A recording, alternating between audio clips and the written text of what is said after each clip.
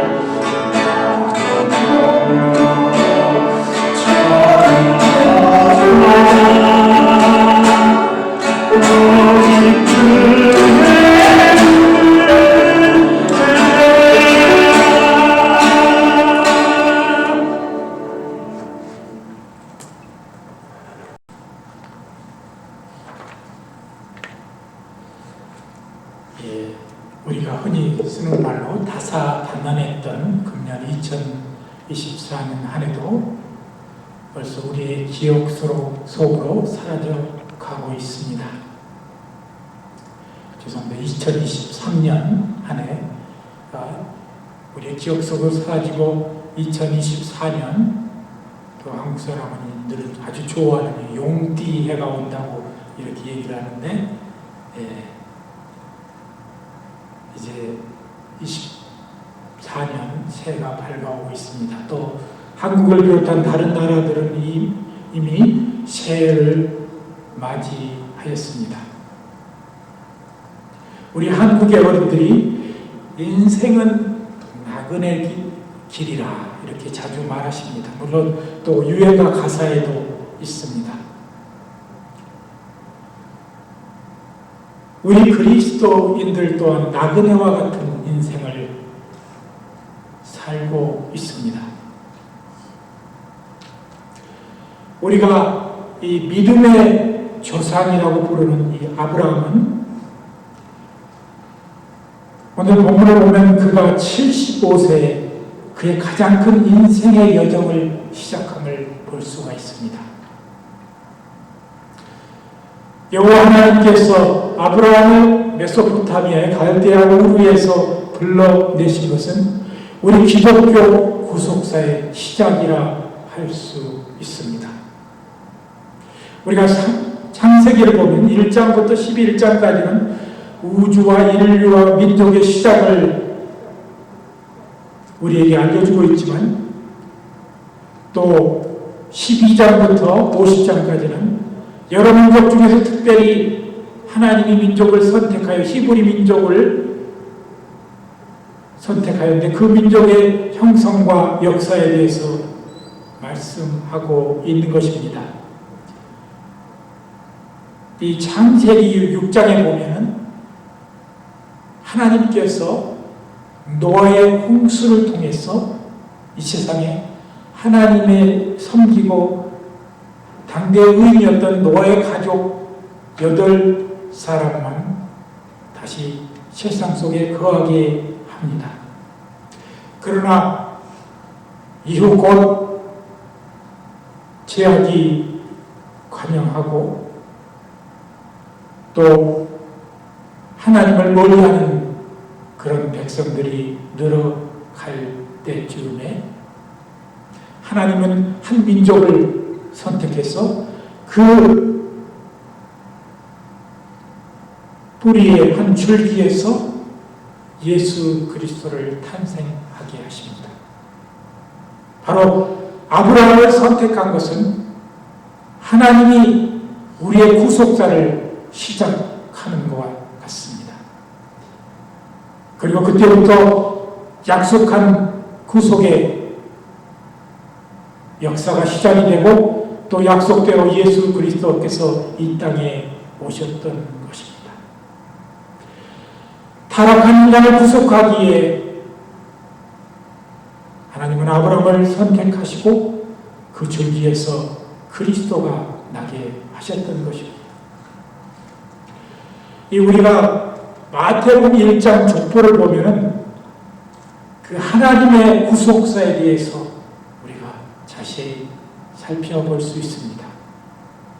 제일 처음 시작된 게 아브라함과 다윗의 자손 예수 그리스도의 세계라. 아브라함이 이삭을 낳고 이삭이 야곱을 낳고 야곱은 유다와 그 형제를 낳고 유다는 다말에게서 베레스와 세라를 낳고 이렇게 쭉 되면서 마지막에 그리스도가 오기까지 그런 이 족보의 흐름을 쭉 설명하고 있습니다.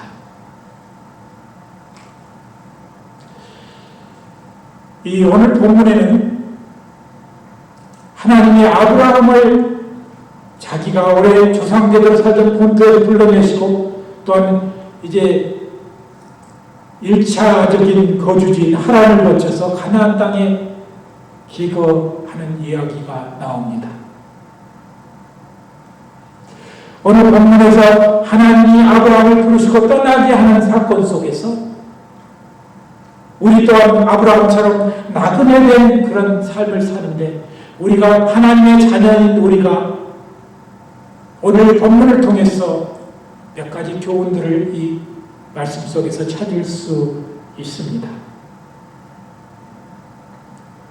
이 제일 먼저 우리에게 주는 교훈은 그는 하나님의 부르심을 받고 본토와 친척과 아버지의 집을 떠났다고 했습니다. 우리가 히브리서 11장 8절에 보면 믿음으로 아브라함은 부르심을 받았을 때 순종하여 장래의 기업으로 받을 땅에 나아갈새 갈 바를 알지 못하고 나아갔으며 라고 했습니다.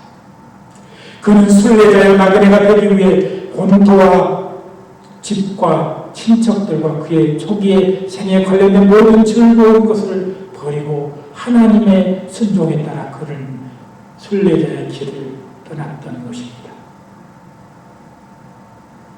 이 유대 전승에 보면은 이 아브라함이 자기 아버지가 우상을 만들어서 팔았다고 했는데 우상을 부수는 그런 이야기가 우리에게 전해집니다. 이 하루는 아브라함의 아버지 데라가 이제 외출을 했습니다. 밖으로 나갔을 때 아브라함이 자기 집에 만들었던 우상들을 아마 망치나 이런 그런 무거운 것들로 다 부셔버렸습니다.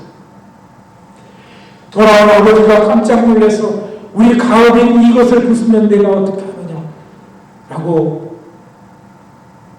분을 바라자 아버지 저것들이 살아가지고 나한테 공격을 하라고 해서 내가 다 때려 부셔버렸습니다. 에이 어떻게 우상이 살아서 너를 공격할 수 있냐? 왜 그런 거짓말을 하느냐라고 말하자 아버지 그렇습니다. 저 우상들은 다 죽은 것입니다. 어찌 우리가 그 우상을 만들어서 사람들이 우리 팔고 우리의 가업을 이어갈 수 있단 말입니까? 라고 했다고 합니다. 아브라함은 그의 아버지와 함께 그의 하나님이 명령하는 대로 이제 정처가 아직 하나님께서 어디로 가라고 말씀하시기 전인데도 하나님이 그곳을 떠나라고 할 때 담대하게 떠났다는 것입니다. 이 여호수아 24장 2절에 보면 아브라함의 아버지 나홀의 아버지 테라가 강 저쪽에서 거주하여 다른 신들을 섬겼으나 라고 되어져 있습니다. 아브라함은 담대하게 그의 가족 대대로 내려오는 우상들을 버리고 우선 그 제약에 간영한 도시를 떠났다고 했습니다. 이 하란이라는 말의 뜻은 이 산악지대 또는 험한 곳이라는 의미를 가졌습니다. 사탄이 득실거리고 우상을 섬기는 그 평화가 있지 아니하온 그곳을 그는 담대하게 주의 명령을 따라 떠났던 것입니다. 우상 숭배의 어리석음을 깨닫고 그는 담대하게 떠났다고 외경인 유디서 5장에 설명하고 있고 또한 1세기 역사가 조세푸스가 기록한 주리시 앤티크라는 1장에 보면 아브라함은 우주를 창조하신 유일한 하나님이 계시다는 것을 처음으로 인식한 사람이었다고 기록하고 있습니다. 수많은 사람들이 보이는 형상을 섬기고 우상을 섬길 때 그는 자기 영혼과 마음속에 거하는 그 보이지 않는 신을 그는 발견했다는 것입니다. 유한한 것, 보이는 세계에 거하는 것이 아니라 보이지 않는 무한한 세계에 거하시는 그 하나님의 별을 하늘의 별을 보고 바닷가의 모래를 보면서 그는 깨달았던 것입니다. 우리 또한 하나님 앞에 나오기 전에 가졌던 모든 간섭과 행동들을 과감하게 우리는 버려야 합니다. 오늘 많은 그리스도인들이 그리스도 앞에 주님을 영접하고 주 앞에 다시 나왔을 때, 그러나 많은 것들을 아직 놓고 있지 않는 사람들이 있습니다. 나쁜 관습과 그의 행동들을 아직도 가지고, 또 그들을 가정에서 내려오던 우상 숭배의 요소들을 그대로 가지고 있다는 사실을 우리는 발견하게 됩니다. 우리는 우리가 예수를 참되게 믿기 전에 가졌던 모든 습관들을 우리는 과감하게 버려야 하는 것입니다. 두 번째, 아브라함은 하나님의 말씀을 따라 순종하여 나그네의 여정을 시작했습니다. 아직 확실한 목적지를 가르쳐 주시지 않았어도 그는 하나님의 말씀을 신뢰하고 긴 여정을 떠났던 것입니다. 이 메소포타미아의 하란에서 가나안까지 약 650km 된다고 합니다. 지금 우리가 LA를 가는, LA 노렌지 카운티 정도 가는 그런 거리입니다. 그때 당시 제대로 통신이나 이런 자기가 이용하는 것은 낙이 하나뿐이었던 그런 시대에 그는 거의 도보로 긴 여정을 감내했던 것입니다. 아마도 적어도 한 달 이상은 그는 걸어야 했던 것입니다. 그런 순간에도 그는 하나님의 말씀을 끝까지 믿고 그렇게 하나님이 보내신 그 가나안 땅에 이르렀던 것입니다. 여러분, 그 옛날에 다른 먼 곳에 가서 새로운 부족과 만나서 그 사람들과 같이 삶을 이루려 한다는 것은 커다란 용기가 필요합니다. 우선 죽음의 위협과 여러 맹수의 위험과 기후의 위험들 속에 걱정을 해야 했습니다. 또 그곳에 가면은 새로 적응해야 하는 언어들이 있었습니다. 풍습들이 있었습니다. 그러나 이것을 마다하지 아니하고 그는 하나님이 약속한 그 땅, 가나안 땅에 이르러 주의 약속을 기다렸던 것입니다. 그 약속의 땅을 향해서 왔고 또 그곳에서 하나님을 뜻을 기다렸던 것입니다. 세 번째, 그는 약속한 땅에 이르러 제일 먼저 제단을 쌓고 여호와의 이름을 불렀다고 했습니다. 이것은 무엇을 의미합니까? 하나님께 온전한 예배를 드린다는 것을 의미합니다. 우리가 옛날로 제사를 드리는 목적은 여러 가지 그 제사를 드리는 대상의 운동이나 여러 가지 베푸는 것에 감사하며 또한 그의 이름을 기리는 우리는 제사를 드리는 것입니다. 우리가 하나님께 드리는 예배도 우리 하나님께 드리는 것이지 우리 하나님께 감사하고 온전한 예배를 우리는 드릴 수 있어야 합니다. 성경을 보나 우리 믿음의 역사를 보면 다 예배에 성공한 사람이 믿음의 선진이 되었습니다. 그들을 모두를 보면 다 정말 예배에 성공한 사람들이었다는 것입니다. 우리 이 한국 사람들이 특별히 새로운 곳에 가면 잘 하는 그런 행사가 있습니다. 이 세상 사람들이 이렇게 얘기한다고 그래요. 유대인들은 새로 이주하는 곳에 돈 바꾸는 은행을 세우고 중국 사람들은 새로운 곳에 이주하면 음식점을 차리고 한국 사람은 제일 먼저 교회를 세운다고 합니다. 우리 민족은 이토록 예배하는 그런 아름다운 그런 전해오는 그런 신앙의 아름다운 관습이 있습니다.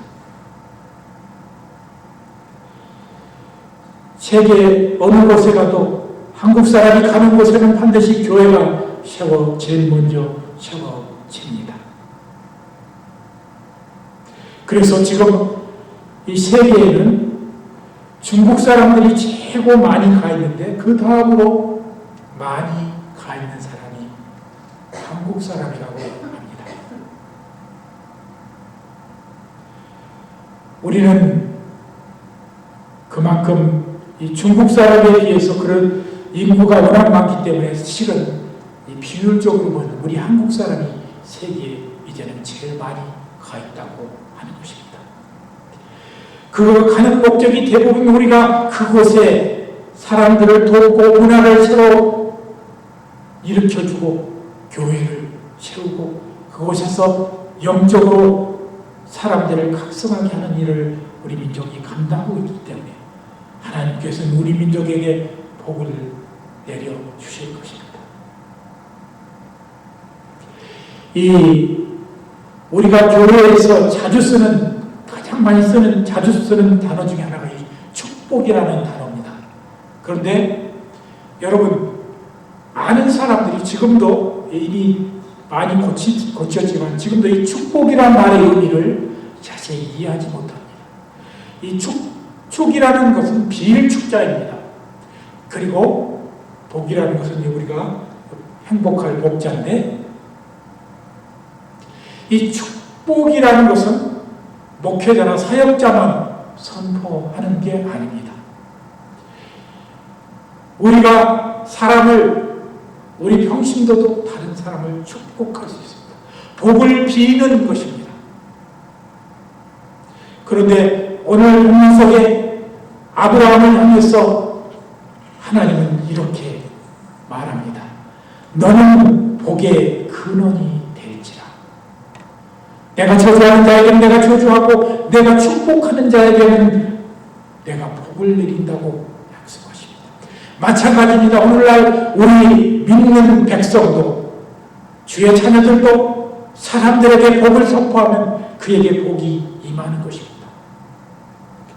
우리가 이제 다가오는 새해부터는 우리가 사람들을 축복하는 그런 성도가 되기를 원합니다.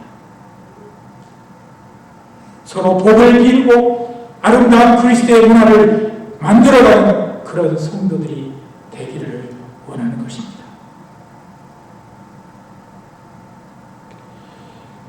우리 인생은 나그네의 길이며 순례자의 길입니다. 특별히 우리 미국에 온 우리의 한민족은 유대민족이 디아스포라로 세계 곳곳에 퍼져서 그들의 문화를 세우고 하나님의 백성임을 만천하에 자랑했던 것처럼 우리 이곳에 온 한민족들은 하나님의 말씀을 순종하여 그 말씀대로 이 타국에서 살며 이민사회 속에서 훌륭한 삶을 살아내야 하는 것입니다. 그리고 우리 성도들은 하나님의 말씀을 전파하고 또 그들에게 복을 비는 그런 성도들이 되어야 한다는 것입니다.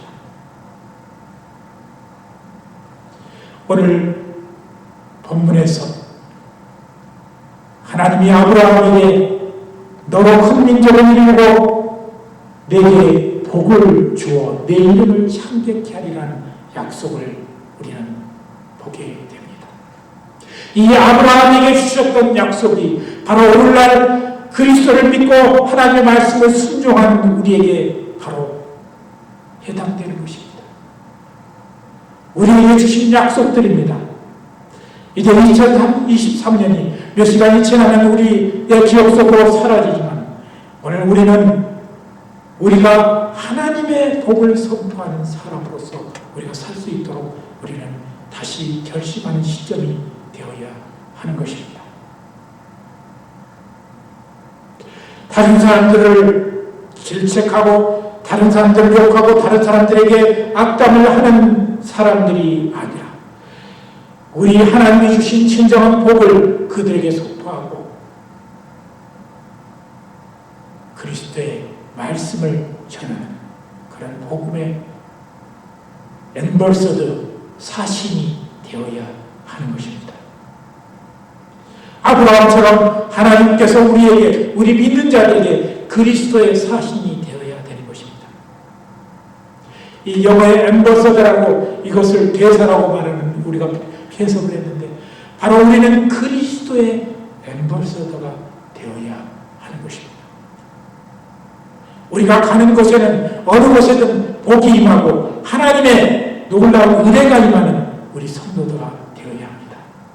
이제 새해를 우리가 맞이하면서 좀 더 우리가 새해는 복을 많이 선포하는, 복을 많이 비는, 하나님에게 복을 많이 비는 그런 성도들이 되기를 원합니다. 그리스도 안에서 서로 형제자매 간에 서로 사랑을 나누고 주님의 복을 임하도록 그렇게 축복하는 우리 성도들이 되기를 원합니다. 여러분, 우리가 함께 축복하십시다. 사역자라만 축복을 하는 것이 아니라 우리 모두가 하나님의 권세를 받아서 축복하는 그런 한 해가 되기를 우리 예수 그리스도의 이름으로 간절히 기도드립니다. 말씀을 함께 기도하겠습니다. 생각하면서 함께 기도합니다. 하나님의 은혜 감사합니다. 내가 내게 복을 주어 내 이름을 창대케 하리니 너는 복의 근원이 될지라고 우리에게 말씀하셨습니다. 우리 믿는 성도들 또한 모두가 복의 근원이 될 수가 있는 줄을 믿습니다. 하나님 아버지, 우리 모두가 하나님의 사신으로서 이 세상 속에 살게 하시고 복음을 전하며 주의 복을 선포하는 성도들이 되게 하여 주시옵소서. 우리 믿음의 교회 성도들은 이제 다가오는 새해 동안에는 많은 사람들에게 복을 베풀고 복을 빌고 그 사람들을 위해서 복을 비는 아름다운 주의 성도들이 되게 하여 주시옵소서. 아브라함이 가는 곳마다 복을 받았고 그의 이름이 창대케 됨과 마찬가지로 하나님의 이름이 영화롭게 된 것처럼 우리가 가는 그곳에 그리스도의 이름이 전파되며 하나님의 이름이 영화롭게 나타내어도 있도록 같이 하여 주시옵소서. 감사드리며 예수 그리스도의 이름으로 간절히 기도드립니다.